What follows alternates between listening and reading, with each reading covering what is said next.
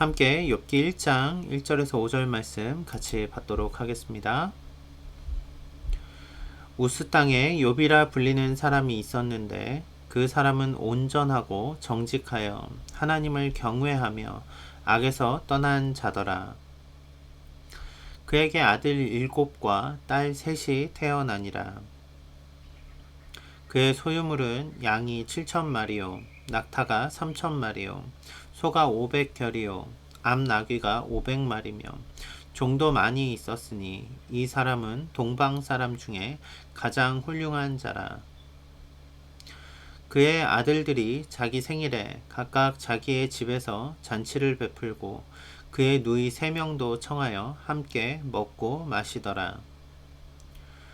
그들이 차례대로 잔치를 끝내면 욥이 그들을 불러다가 성결하게 하되 아침에 일어나서 그들의 명수대로 번제를 드렸으니 이는 욥이 말하기를 혹시 내 아들들이 죄를 범하여 마음으로 하나님을 욕되게 하였을까 함이라. 욥의 행위가 항상 이러하였더라. 아멘. 오늘도 이 아침 기도자리 가운데 나온 여러분들 환영하고 축복합니다. 오늘부터 우리는 욥기 말씀을 들어가게 됩니다.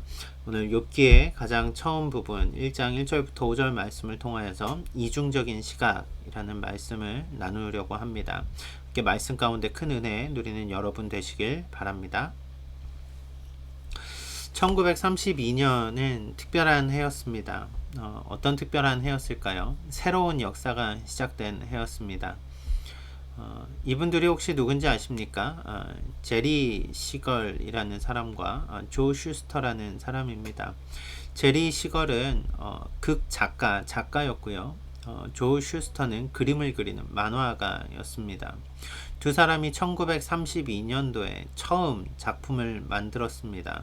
그 작품이 1938년 디렉티브 코믹스 DC라는 곳에 연재가 되면서 처음 히어로의 시작이 탄생합니다. 1938년 여름 슈퍼맨이 탄생하게 된 거죠. 슈퍼맨 여러분 혹시 기억하십니까? 저는 어릴 때 영화 속에서 나온 크리스토퍼 리브 주연의 슈퍼맨 영화를 기억을 합니다. 슈퍼맨의 그 묘미가 있다면 아마도 변신하는 장면 아닐까 생각합니다. 원래는 되게 조금 찌질해 보이는 언론사에서 일하는 클라크 켄트라는 사람이 위기가 닥치면 사람들이 보이지 않는 곳에 가서 잽싸게 옷을 갈아입고 나옵니다.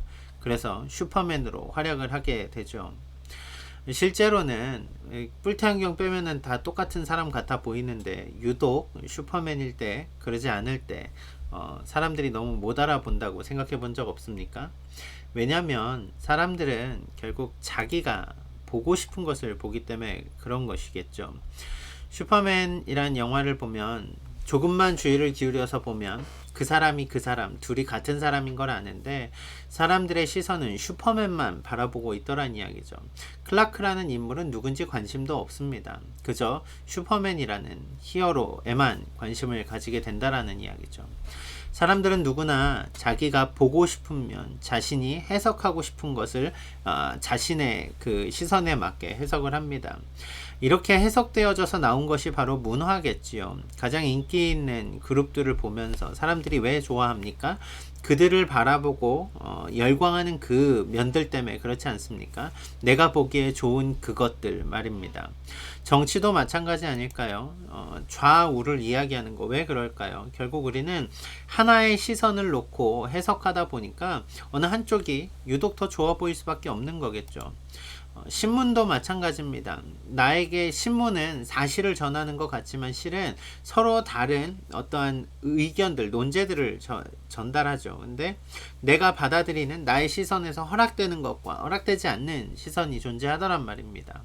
제가 이 이야기를 왜 드리냐면요. 오늘 본문에 나오는 욥을 바라볼 때도 우리는 실은 전혀 다른 두 개의 해석을 놓고 하나의 해석에 집중할 때가 많더란 이야기입니다. 무엇입니까?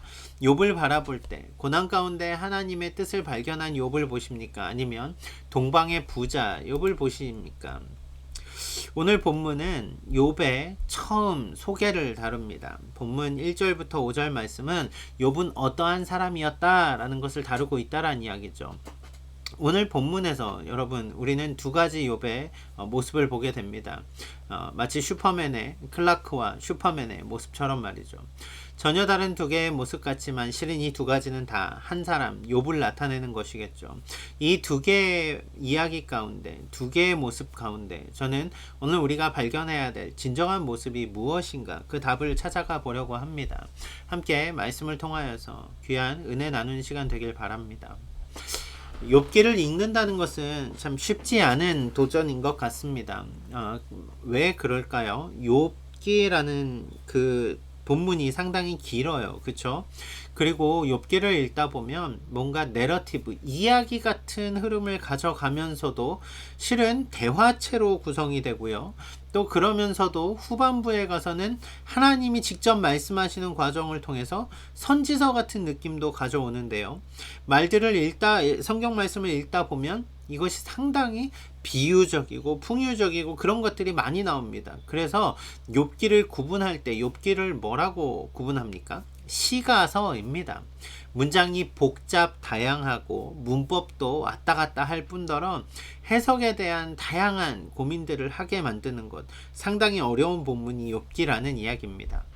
욥이 실존 인물이었을까요? 이것에 대해서 논의들이 많이 이루어집니다. 욥은 실존 인물인가 아니면 교훈을 위하여서 만들어낸 인물인가?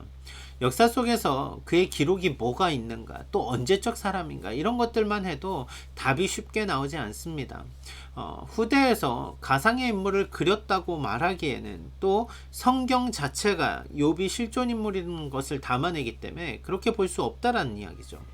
따라서 욥기를 시작하는 오늘 아주 가볍게 욥기를 어떻게 받아들여야 될까라고 할 때 저는 두 가지 기본 전제를 여러분들에게 제시합니다. 말씀드리고 싶습니다. 첫째, 욥은 역사 속 실존 인물로 바라보며 성경을 읽어 가십시오. 왜요? 욥이 단순히 교훈을 위해서 만들어진 글이라면 실제로 에스겔에서 의인으로 등장하는 욥이나 아니면 야고보서에 등장하는 욥의 어떤 이야기들은 성경이 스스로가 욥이 실존 인물이라는 것을 증명하는 자료이지, 욥기의 내용이 우리가 쉽게 이해하기 어렵다고 해서 욥은 가상의 인물이다 라고 생각할 이유가 전혀 없다라는 것을 말해주기 때문에 그렇습니다. 욥은 역사 속 실존 인물이다 라는 첫 번째 기준과, 두 번째, 그렇다면 내용에 가서 이것이 역사의 기록물로서 해석하는 것엔 또 조심해야 됩니다. 왜냐하면 시이기 때문에 그렇습니다. 시는 의미를 봐야 된다라는 거죠. 그래서 욥기를 읽으면서 서로 나오는 대화들과 모든 상황들을 시적인 의미들의 본래 뜻을 찾아가는데 우리는 집중해야 될 거란 이야기죠. 오늘 본문은 시적인 표현보다는 실은 1절부터 5절의 말씀은 서두와 같은 이야기입니다. 욥이 어떠한 사람인가를 먼저 설명하고 있다는 이야기죠. 먼저 오늘 본문 속에서 우리는 욥이 누구인가를 발견해 보려고 합니다. 함께 욥을 찾아가 보도록 하겠습니다. 먼저 1절 말씀을 읽어 보겠습니다. 1절, 우스 땅에 욥이라 불리는 사람이 있었는데 그 사람은 온전하고 정직하여 하나님을 경외하며 악에서 떠난 자더라.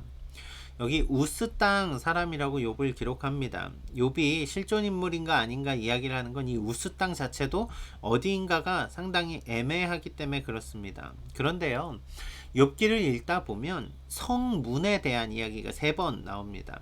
그러니까 우스라는 곳은 욥이 살던 그 지역은 단순히 어떤 족장 시대의 작은 부락 같은 것이 아니라 도시였다라는 것을 알 수 있다라는 거죠.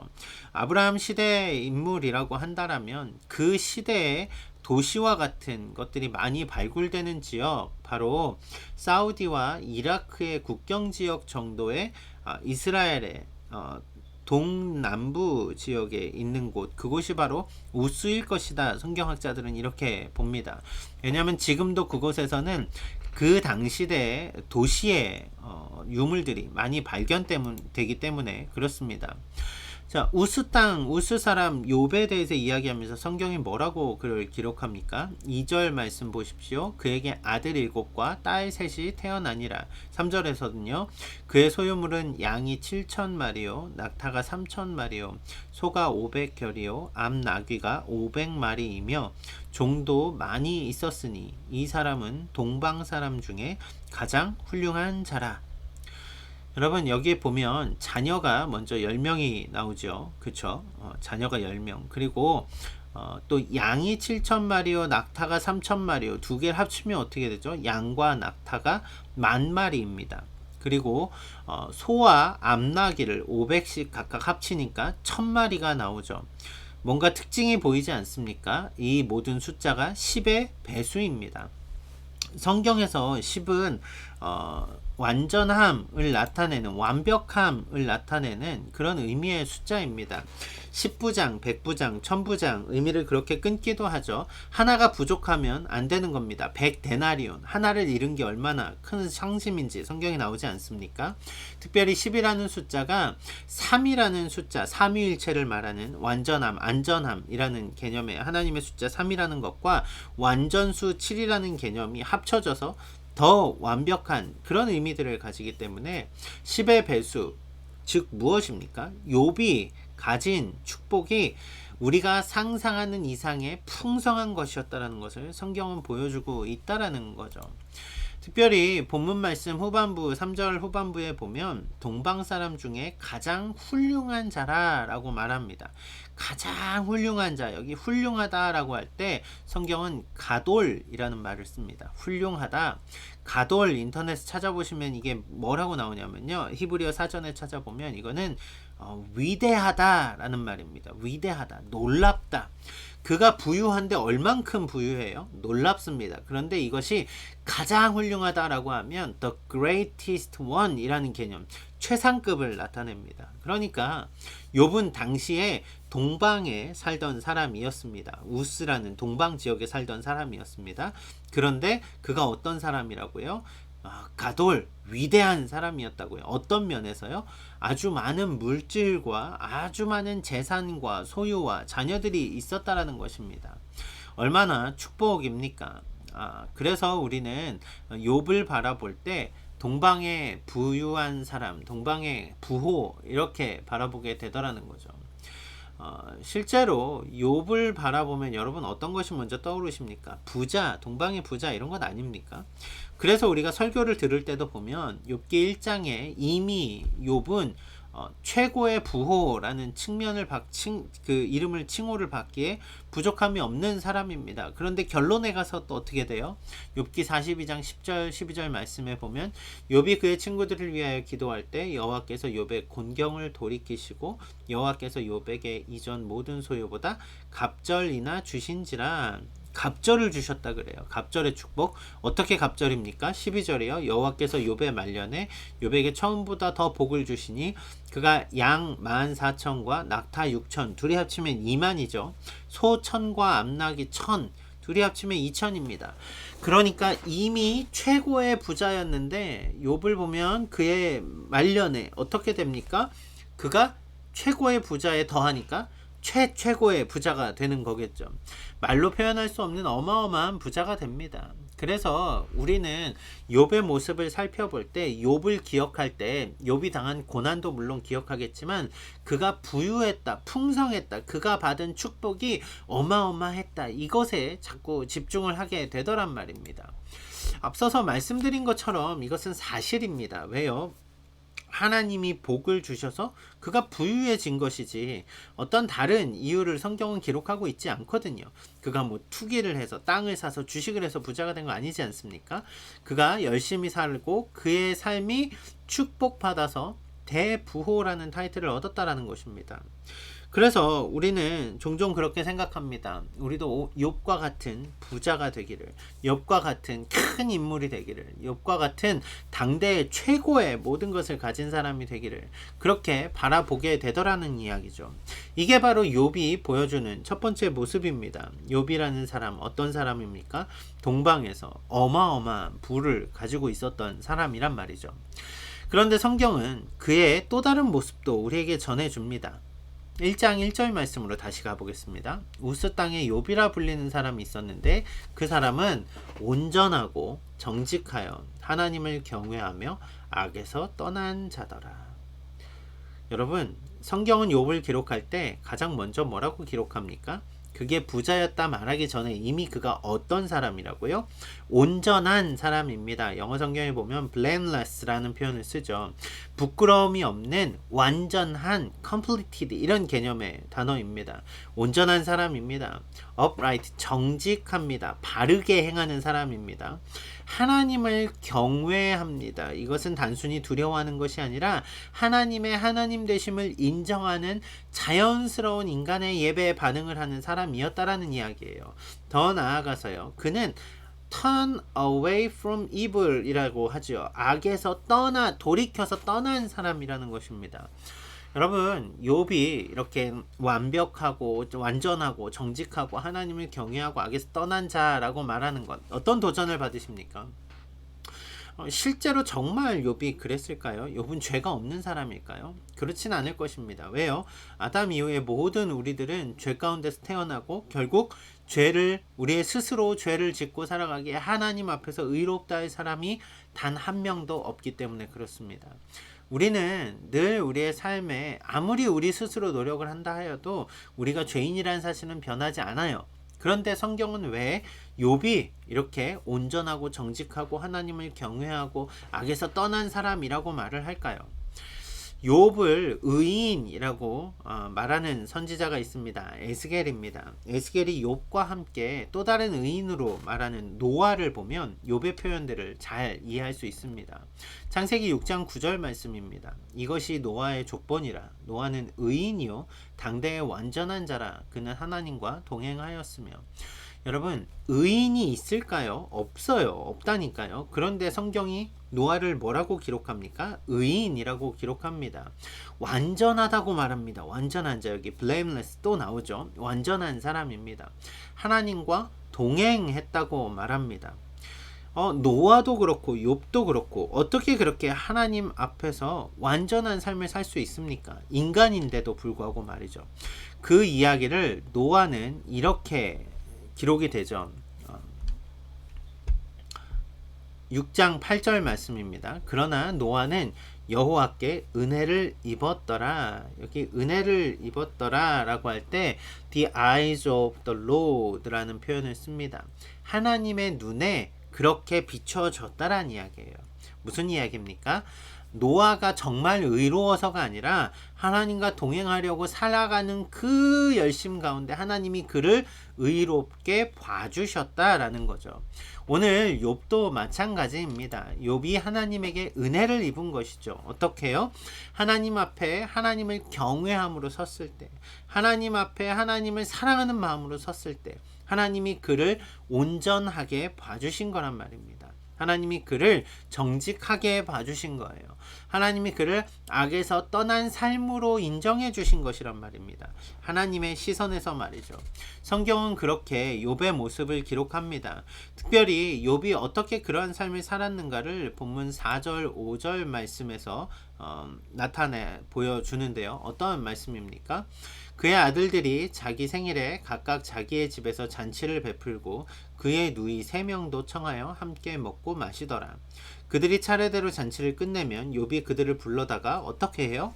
성결하게 하되 성결하게 그 자녀들을 세웁니다. 그리고 또 무엇을 합니까? 아침에 일어나서 그들의 명수대로 번제를 드립니다. 또 욥이 말합니다. 혹시 내 아들들이 죄를 범하여 마음으로 하나님을 욕되게 하였을까 함이라. 하나님의 앞에 혹시라도 잘못했을까 하여서 욥은 자녀들을 성결하게 하고 예배를 드리게 합니다. 무엇입니까? 욥은 항상 하나님 앞에서 스스로를 돌아보는 사람이었다라는 이야기예요. 그의 자녀들도 마찬가지죠. 하나님 앞에서 혹여라도 하나님의 이름을 욕되게 하였을까 하여서 그들을 정결하게 하고 그들을 예배의 자리로 이끌어가고 그들을 세워주는 일.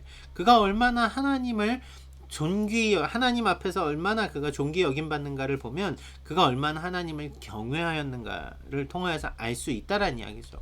더 중요한 표현은 저는 이것 같아요. 욥의 행위가 항상 이랬다라는 이야기예요. 항상 이랬다라는 이야기예요. 욥의 시선은 항상 하나님께 머물렀습니다. 욥은 그의 삶에서 그가 물질 때문에 휘둘리지 않아요. 앞선 이후 나오는 모든 말씀들을 보면 알겠지만 고난 가운데서도 그의 믿음이 흔들리지 않습니다. 욥이 어떤 사람인가? 그래서 성경이 기록할 때 욥을 어떤 사람이라고 한다고요? 하나님을 경외하고 하나님을 사랑하고 하나님 앞에 정직하고 하나님을 쫓아 살아가고 날마다 하나님의 임재를 경험하고 그것이 바로 욥의 삶이란 말입니다. 여러분, 우리는 욥의 두 가지 삶을 지금 살펴보고 있습니다. 첫째는 어떤 삶이었죠? 부자인 욥입니다. 두 번째는 어떤 삶입니까? 하나님을 경외하는 자인 욥입니다. 그런데요, 여러분, 이 두 개의 모습 가운데 여러분은 어떠한 것에 더 매력을 느끼시냐는 말이에요. 우리는 욥의 그 부유함에 실은 조금 더 우리의 시선이 머물게 되더라는 이야기입니다. 그가 어떻게 축복을 받았는가, 그 축복을 어떻게 받아내지, 우리는 어떻게 축복받는 사람이 되지, 우리는 그 결과에만 자꾸 우리의 시선이 머물더라는 이야기예요. 욥이 어떻게 축복을 받았는가 하는 하나님을 경외함에 시선을 머물기보다 말이죠. 성경을 읽을 때 우리의 시선이 실은 그럴 때가 많습니다. 나는 어떻게 하면 아브라함처럼, 하나님 우리가 아브라함처럼 복받는 자 되게 해주세요. 복 요구합니다. 다윗과 같이 하나님 축복받은 사람 되게 해주세요. 솔로몬과 같이 지혜 있는 사람 되게 해주세요. 물론 소중한 가치들입니다. 하나님이 주시는 복을 가치 없다 말하려는 그게 아니에요. 그런데 여러분, 문제는 주 계기 바뀌면 우리의 시선이 그 우리가 추구하고자 하는 그것들 때문에 하나님을 더 열심히 섬기는 것이 아니라 하나님보다 우상을 섬기는 모습이 되어버리고 만다라는 이야기입니다. 하나님 믿어서 복 받겠구나. 여러분, 그 마음 자체가 얼마나 얄팍한 계산입니까? 성경은 욥의 부유함을 말하기 전에 욥이 어떠한 하나님의 사람이었는가를 말해줍니다. 더 나아가서요, 욥이 얼마나 하나님을 사랑하고 얼마나 어떻게 하나님께 사랑을 받았는가를 이야기하는 것이죠. 그러면 우리가 어떻게 하나님 앞에 서야 됩니까? 오늘 말씀을 보면 우리는 무엇을 기억해야 될까요? 실제로 말씀을 준비하면서도 제 마음을 살펴보았습니다. 욥을 통해 나는 어떠한 것들을 보았는가? 욥의 신앙의 모습을 기억하기보다 실은 저도 욥의 부유함, 그것이 제게 있는 욥의 이미지였단 말입니다. 주 계기 바뀌니까 욥을 어떻게 보게 돼요? 동방의 부자, 거기에서 끝나게 되더란 말입니다. 결국 우리의 시선이 앞선 욥의 부유함에만 머물면 우리는 욥의 진정한 모습을 보지 못하게 됩니다. 우리의 시선이 세상의 부유함만 쫓아가게 되면, 세상의 부유함이라는 것의 그 복만 우리가 쫓아가게 되면 우리의 신앙이 뒤로 후퇴하게 되더란 말이에요. 지난 수요일 말씀 가운데 여러분 이 말씀 기억하십니까? 10절 말씀입니다. 디모데전서 6장 10절입니다. 돈을 사랑함이 일만하게 뿌리가 되나니. 돈이 나쁜 게 아니고요. 돈을 사랑하니까 어떻게 돼요? 일만하게 뿌리가 거기서 말미암아 나오더란 이야기입니다. 여러분, 하나님이 주시는 축복이 나쁜 게 아니지만 그 복만을 추구하고자 하면 우리의 마음이 어떻게 돼요? 탐욕으로 가득한 자들이 되어버리고 말다란 이야기예요. 결국 우리는 무엇을 쫓아가야 됩니까? 우리는 하나님을 바라봐야 된다는 이야기입니다. 우리는 하나님을 사랑해야 된다라고요. 우리는 하나님을 경외하며 살아야 된다라고요. 그것이 복이라는 것입니다. 욥에게 주어진 복은 단순히 숫자를 말하는 것이 아니라 그가 얼마나 하나님을 사랑하는가를 통해 그가 얼마나 완전한 복을, 완전한 축복을 누리는 자였는가를 우리에게 말하고 있다라는 이야기죠. 그렇다면 말씀은 이렇게 정리해 보겠습니다. 앞서서 저는 슈퍼맨의 두 얼굴에 대해서 말씀드렸습니다. 어린 시절 슈퍼맨을 보면 이해가 안 됐어요. 어떻게 저 안경 뒤에 숨어있는 진짜 슈퍼맨을 못 보지? 이런 겁니다. 왜요? 사람들은 슈퍼맨은 열광했지만 찌질한 클라크라는 사람엔 관심조차 없었던 거거든요. 조금만 시선을 달리해보면 주변에서 정말 너무나 멋진 슈퍼맨의 실제 모습을 보았을 텐데도 말입니다. 그 작은 안경 하나 때문에, 우리가 바라보는 해석이라는 그 시선 때문에 정말 진정한 그 또 다른 슈퍼맨의 모습은 보지 못했던 것 아닐까요? 말씀 가운데서도 마찬가지입니다.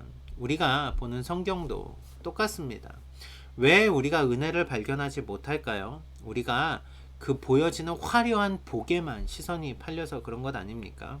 우리의 시선이 오늘 본문 가운데서도 그 욥의 부유함에만 머물러 있다면 우리는 욥의 진정한 신앙의 그의 삶의 은혜, 하나님의 축복의 개념들을 잘못 보게 될 것입니다. 여러분, 오늘 말씀을 통해 믿음의 사람 욥의 모습을 바라보시기 바랍니다. 오늘 말씀 가운데 우리의 신앙이 도전받기를 원합니다. 하나님을 사랑하고 하나님과 동행하고 하나님을 경외하고 악에서 떠난 삶, 오늘 그렇게 이 악한 세대 가운데 욥과 같은 삶을 살아내므로 진정한 하나님의 축복을 오늘 누리는 여러분 모두가 되시기를 주님의 이름으로 축원합니다. 기도하겠습니다. 사랑하는 주님, 감사합니다. 아버지 하나님, 오늘 우리가 귀한 하나님의 말씀을 받습니다. 욥의 모습 가운데 그가 하나님의 축복을 받아서 부유한 자이기도 하며 또한 하나님을 얼마나 사랑하였는가를 성경은 기록하고 있습니다. 그런데 혹시 우리의 시선이 그 부유함에만 시선이 머물러서 주님의 그 귀한 뜻을 발견하지 못한 건 아니었는지요. 하나님, 오늘 우리가 믿음으로 세상을 살아가게 하여 주시고 하나님만 온전히 섬기게 하여 주시고 은혜 가운데 나아가 그 복음의 놀라운 삶의 역사들을 이뤄낼 수 있도록 우리에게 복의 복을 더하여 주시옵소서. 감사하며 예수 그리스도의 이름으로 기도드립니다. 아멘.